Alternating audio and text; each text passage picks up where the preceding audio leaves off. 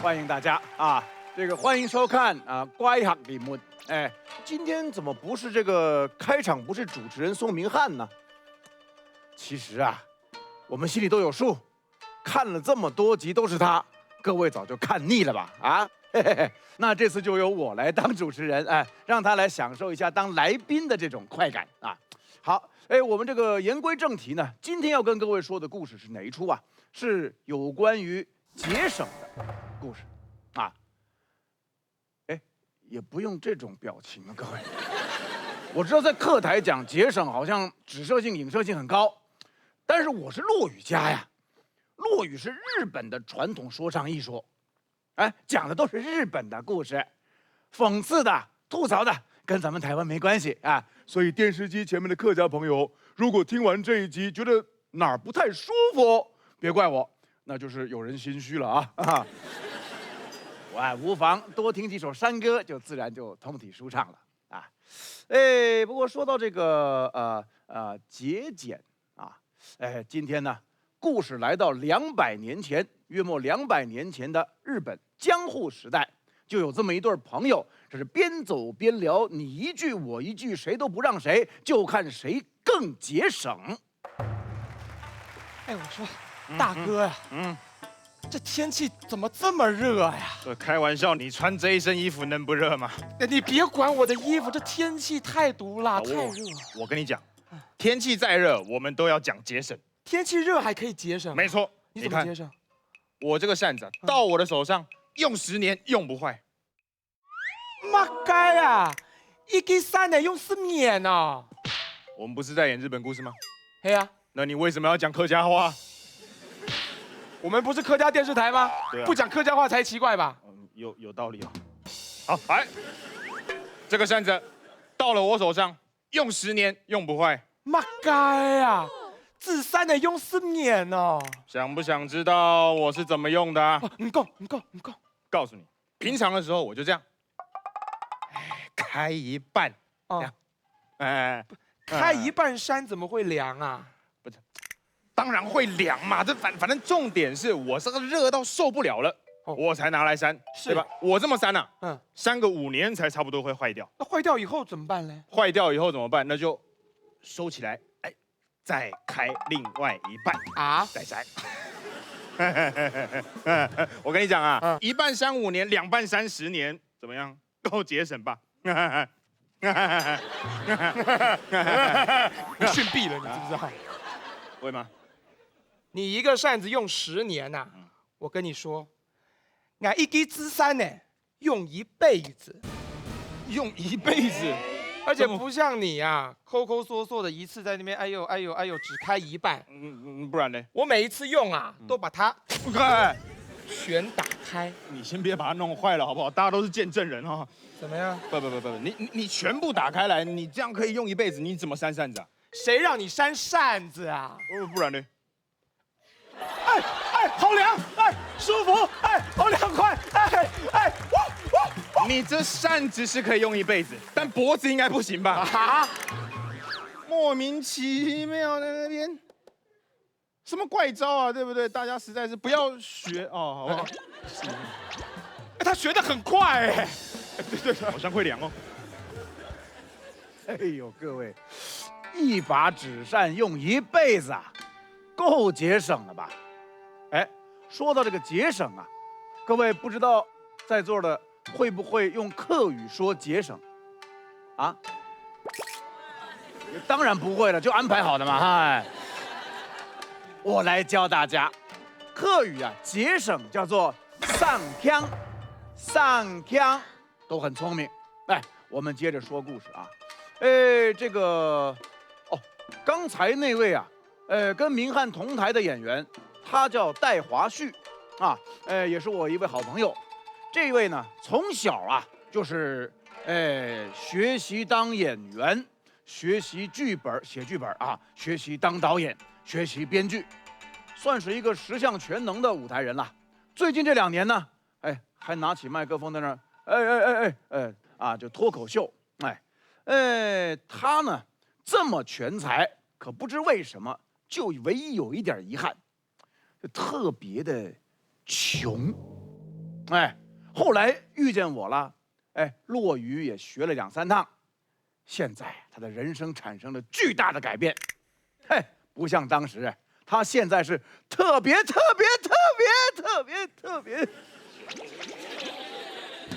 给自己一个掌声。哎呀，那么既然这个日子过得比较辛苦一点呢，这性格也就慢慢的要越来越丧腔了。到底能丧腔到什么程度呢？唉，还是让他自己来说吧。耶，太卡后，感恩华胥。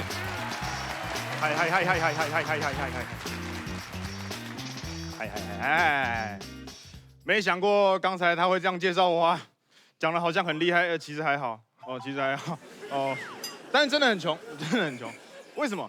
我是一个非常上腔的人，真的很上腔。那不能不上腔，是因为我的工作是一个自由工作者。就自由工作者就是自己接案子嘛，接什么编剧啊、演员啊、导演的案子啊之类的。但是一开始做这个工作的时候，你根本就接不到案子，所以非常的穷。有多穷呢？大概就是像这样，就是无法用语言形容的穷，就是然后其实遇到开城之后，这个状况越来越严重了。我不知道，但我说真的，我觉得穷困是一件非常难过的事情，相信有些人也有感受。但身为一个自由工作者，相信只要撑过去，状况就会改变。像我现在状况就不一样了，我习惯了。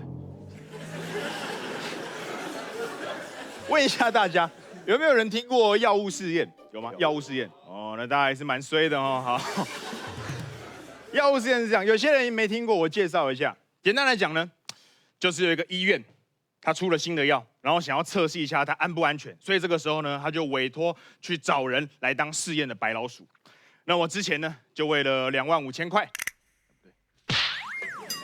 我之前为了观察、感受、思考人生，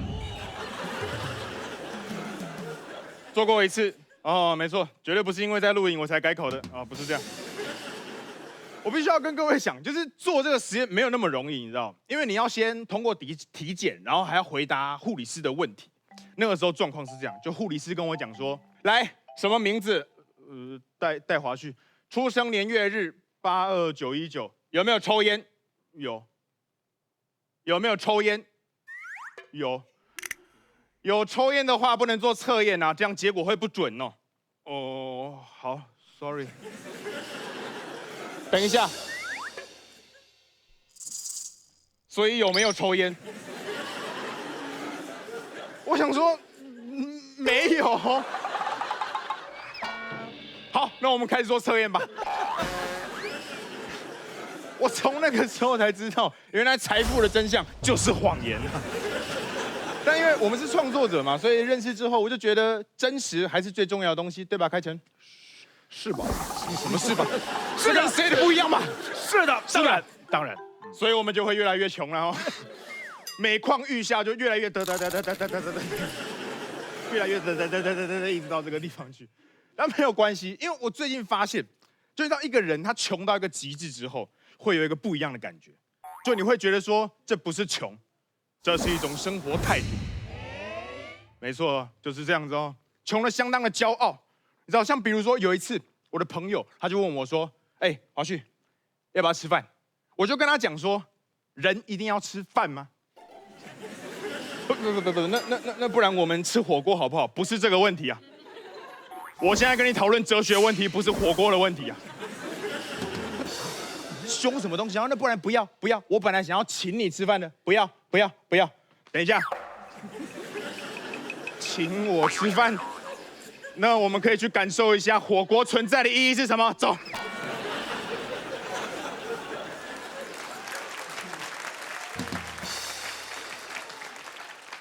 够上腔吧？可以吗？够上腔吧？够。因为我是客家人呐、没有，开玩笑。哦，不是。虽然我姓戴，但是我不是客家人。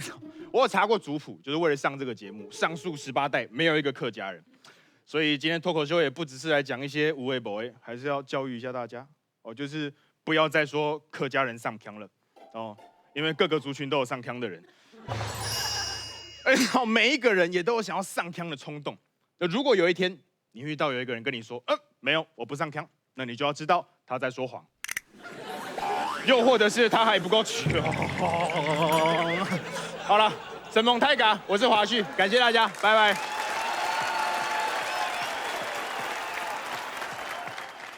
哎呀，有点心酸呐啊！哎，我们接着说故事啊。说那个各位都知道刚才的那位，那对好朋友里面拿着扇子说什么能用一辈子啊？不扇扇子抖脑袋那位，他呀不只是扇扇子上腔啊，他吃喝拉撒睡都上腔啊，他喜怒哀乐都上腔，他看病都上腔。哎，我就不懂了，他看医生要怎么上腔啊？没有医生啊，你好，我一辈子没生过那么重的病啊！哎呦，别着急，我来帮你听个诊啊。还没挂起来。等一下，我们演的是哪个时代的剧啊？你这个医生袍会不会太现代了？还有听诊器，像话吗？不是你们节目组说找不到以前日本医生的衣服啊？那我们就只好接着演了啊。对啊，好，帮你听个诊啊。把个脉。那你带起来干什么？把个脉啊。医生啊，我应该吃什么药啊？你这个吃点人参吧。人参，医生啊，俺买不起啦。有没有便宜一点的啊？那熟地可以吧？医生，我买不起啦，有没有再便宜一点的？要再便宜一点的话，那就只有偏方喽。那该偏方啊？这个偏方啊，要多省钱有多省钱。唔够。你去马厩拿一个碗，等马撒尿的时候接住它，然后放1两红砂糖进去搅拌，然后咯把它喝了。医生，你这个秘方听起来很厉害哎，完全说到我的心坎了。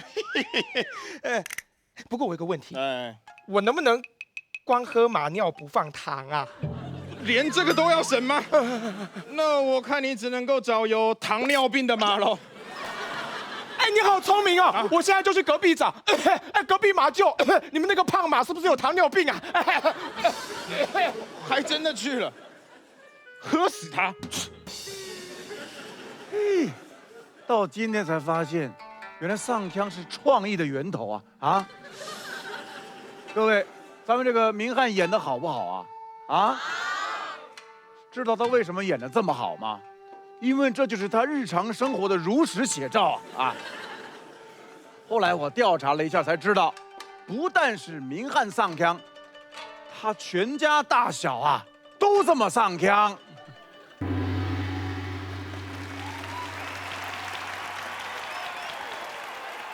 要说到这个上腔啊，你是比不过我的，是吗？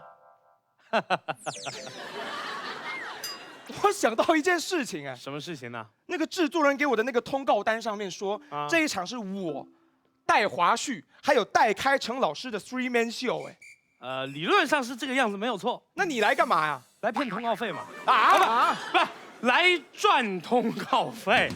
看不出来，因为最近我也有一点，看不出来啊，他身材很丰腴，但生活很清寒哈。所以我上腔啊。你上腔到什么程度呢？有外号。什么外号？上腔博士。哎呦，巧了，我也有个外号。你也叫上腔博士？我上腔双博士。双博士啊！我上腔程度是你的2倍。那不可能。是吗？我是上腔能手。我上腔高手。我上腔达人。我上腔神人。我上腔天王。我上，来接着上。我上来，我都天王了，我看你怎么上。我上腔，来4大天王啊！你一个人占4个呀？怎么样？我上腔36天罡，我上腔72地煞，我上腔108条好汉，我上腔300壮士，我上腔10万青年10万军，怎么样？这人是不是有人格分裂啊？咱们还是离他远点。不要理什他。么人格分裂啊？啊？单纯是你上腔不过我，你上腔不过我，你上腔不过我，我出门只穿一只鞋，我出门呐、我连鞋都不穿，我上公车我不刷悠游卡。我上公车刷你的悠游卡，你刷我的干嘛？你刷他的，你刷他的。他有悠游卡吗？他，他有老人卡。嗨，我告诉你，我吃饭不付钱我吃饭我让餐厅倒贴钱，啊！你是怎么办到的？我投诉他们餐点里面有蟑螂啊，不是，你总不可能每一次都有蟑螂吧？没有的时候也没关系啊，怎么样？我自己放进去啊，你这不叫上腔，那不然呢？你这叫缺德。这就叫上腔，你管不着，你没我上腔，你没我上腔，别人不要的衣服我拿过来穿，别人不要的手表我拿过来戴，别人不喝的饮料我拿过来喝，别人吃剩的便当我拿过来那吃，别人丢在地上的烟头我捡起来吸，别人呸在地上的口香糖，你捡过来嚼。你很恶心啊你！赶紧踢掉！你这怎么不上腔啊？没办法，我爸爸告诉过我，怎么说的？儿子啊，别，你别叫我别，你冲他说，你冲他说，哎，儿子啊，上腔归上腔，但是卫生还是要顾的。为什么呀？你如果不小心感染病毒扩散蔓延全身，不小心一命呜呼的话呀，怎么样？给你办丧礼太费钱了。别说了你。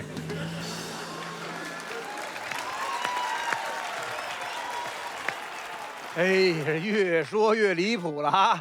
这上腔都有门号，都有外号了啊！哎呀，真是的。这不过呢，说实在，说这个上腔适度的上腔啊，刚才说过，也算是一种美德吧。这问题是，如果是太过头了，那就有问题啊。他们如果说这个上腔过了头，变什么呀？变吝啬，啊。这个磁公鸡、铁仙毫、玻璃耗子、琉璃猫都是一毛不拔，那就有点过头了。哎，说到这个啊，咱们还是按照这个节目的惯例啊，节省怎么讲？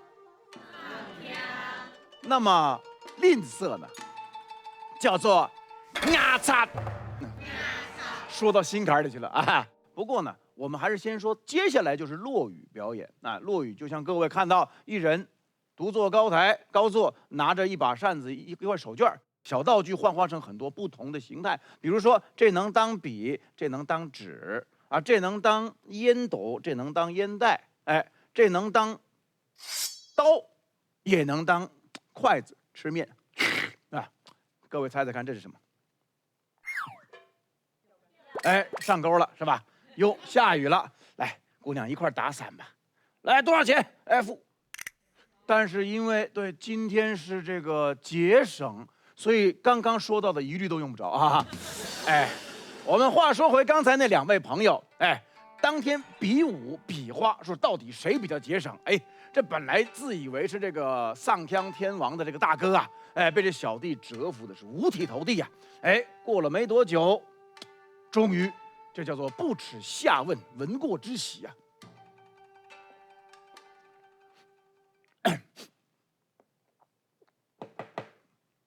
老弟啊，老弟，哎，大哥，是你吗？哎，门没锁，开了，进来吧。哎，你这根本没门啊！是，有门多浪费，你就进来嘛，你敲什么？哎，在家，当然在家了，没事出去干什么？哎，穿着鞋也会磨损，穿着衣服也会磨损，多可惜呀！您今天什么香风把您吹来了？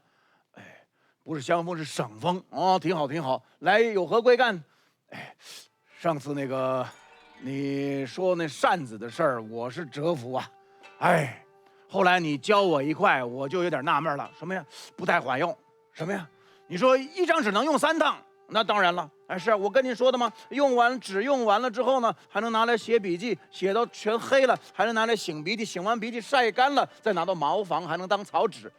对呀，我就按你说的，我就是那个纸用完了之后拿来写笔记，写的全黑，我写的全黑之后晾干了，就先拿到茅房，用完了草纸，我把它晒干拿来洗，那多脏啊！真是，这顺序很重要。哎，不，好，我就想，还是离你差太远了。今天就来不耻下问，请兄弟指导，到底要如何才能像你这么丧强？不，其实看你远远已经超过丧强的程度，已经是杂了。您说什么？我是说你已经是杂。您发现了？不是发现了，我就想啊，兄弟，你给我点指点，到底要如何才能像你那么的杂？大哥，就等您这句了。想学，想，真想学，真想。大哥，其实也不难，我就教您这吝啬的极致。来，您随我到后院。学吝啬还要到后院？哎，您来就是了。哇，哎，你这后院还挺宽敞的。哎，是，您呐，看见那边有一棵柏树，啊，哦，那棵柏树是吧？那棵柏树啊，哎，挺拔翠绿。哎，您看这草壳啊，哎，这草壳里大概能找着一只梯子，您找找。哦，找梯子好。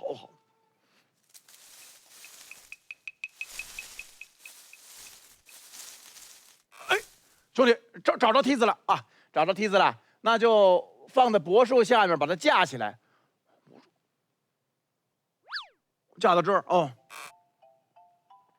哎，架好了哦，架好了，那您就爬上去。兄弟，我是来学怎么要爬梯子？哎，您想学？想，真想学？我爬。哎，才是奇怪，又不是来学杂技，怎么爬梯子？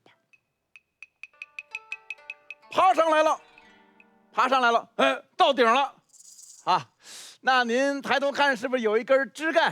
啊，哎，在这儿，哎，挺粗的这根儿，哎，您就2只手抓稳了。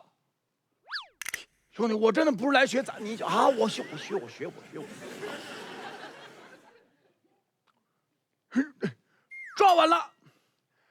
抓完了，确定抓稳了，好，那我就把这梯子拿到。哎！兄弟，这干什么？这我真的不是来学杂技，谁跟你杂技呀？大哥，我这就是要让你知道什么叫做杂的极致啊！您是惯用右手，哎，行，那把左手放了。啊，把左手放了。放了。把右手小拇指放了。兄弟，我真的不是来，你学我放。哎，放了。把无名指放了。越来越不行了，我说，哎，兄弟，我这手指不太够用啊。无名指放了。把中指放了。哎，这不是杂技，这是什么呀？我学，你别说了，我先看这个。这中指放了，把食指也放了，不放，不放吗？放了，不放。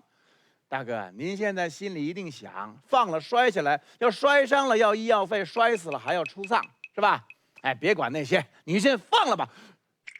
不放，打死都不放，他说什么都不放。大哥，那你已经学会了，学会什么了呀？快放我下来，把你已经学会杂的极致，哎，抓住的这个绝对不能放。掌声鼓励！我们节目到这边告一段落，为大家介绍今天所有的演员。首先是戴开成老师，还有我们的戴华旭、吴思伟，